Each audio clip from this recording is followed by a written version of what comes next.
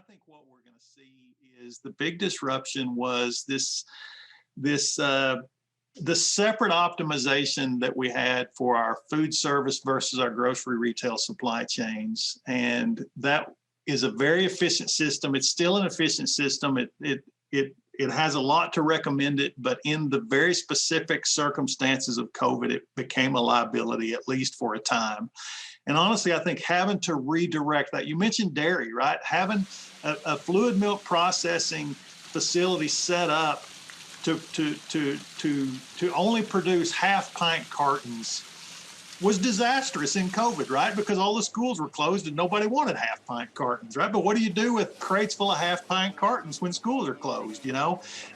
Cheese facilities that were set up to do 40-pound blocks of cheese and only 40-pound blocks of cheese when all the retail grocery store wanted, 1-pound blocks of cheese. I mean, those were the kind of things that really were disruptive. And even toilet paper. I joked about toilet paper a second ago, but having paper mills that were set up to produce, huge rolls of toilet paper to go in commercial facilities versus regular rolls of toilet paper like you use at home. That was disruptive in the specific circumstances of COVID. And I think there were a lot of other things that were happening, obviously, having to deal with social distancing in a physical plant, right, where you're doing some kind of processing or some kind of production operation. That was disruptive too. So there were lots of things that contributed, but I think we were all caught a little bit flat-footed by how much difference it made that we basically had two parallel supply chains, and one of those chains basically lost its market overnight. Okay, you mentioned a couple of things that I think, let's see if I'm paying attention right in class. You're, you're mentioning pivots in production. Yes.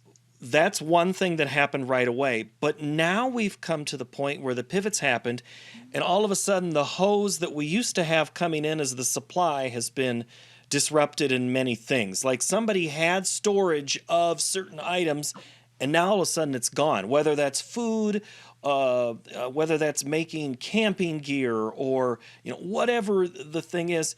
How have those supply lines been able to weather, and why have supply lines become, or why are they still a story? Well, I think they're a story because we're still trying to figure out now what optimum looks like, right? What is optimal now in a post-COVID world? We had an optimal arrangement pre-COVID, hyper efficient, everything just in time. Very lean operations really throughout the supply chain, a minimal number of suppliers because the fewer people you got to deal with, the better. So very little redundancy in those systems.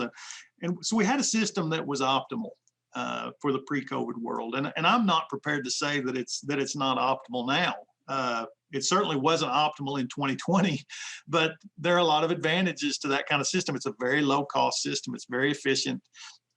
It drives down costs throughout the system. There's a reason that we had that system, right? And those reasons haven't gone away.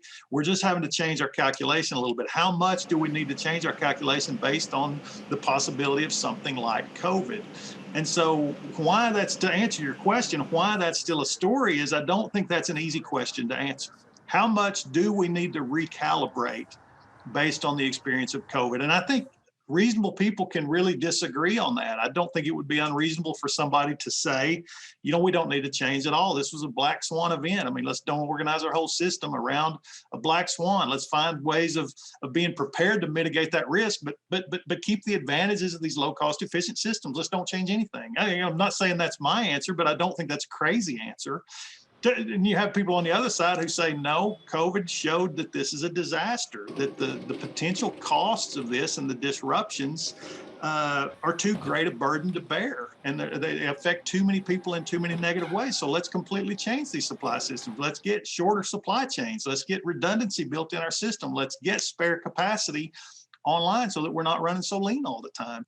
I think if I look at my notes, efficiency translates in the factory world to making money. That's why we have efficiencies. That's right. And there could be fewer companies making money because efficiencies are what help them become profitable. That's right. Efficiencies are obviously make a contribution to the bottom line. Efficiency means lower cost. Lower cost means more money. Now, more money might mean more profit to the companies operating in that supply chain. Lower cost might also mean a lower retail price to the consumers who are buying those goods. And I don't hear, and again, I lean more toward thinking that we're probably going to go back to something that looks a whole lot like what we had pre-COVID. Probably won't be exactly like it. I think that there'll be a lot more work to understand the reliability of upstream suppliers, for instance, and the vulnerability of downstream markets. I think we'll do a lot more investment in understanding our supply chains and having kind of plan B or C or D in place. But I think plan A is going to look a lot like what we had pre-COVID, and it is because efficiency is so powerful. We understand this in agriculture, right? I mean, we're a hyper efficient industry. We understand economies of scale. We understand the value of technology to drive costs down. And that efficiency, again, it keeps you in business and it keeps your end product prices down. Consumers are not clamoring for higher prices, and they never will. This is only part of the conversation. The full interview will be released Tuesday as part of the MTOM podcast, which can be found via our YouTube channel of Market to Market or wherever you get your podcasts.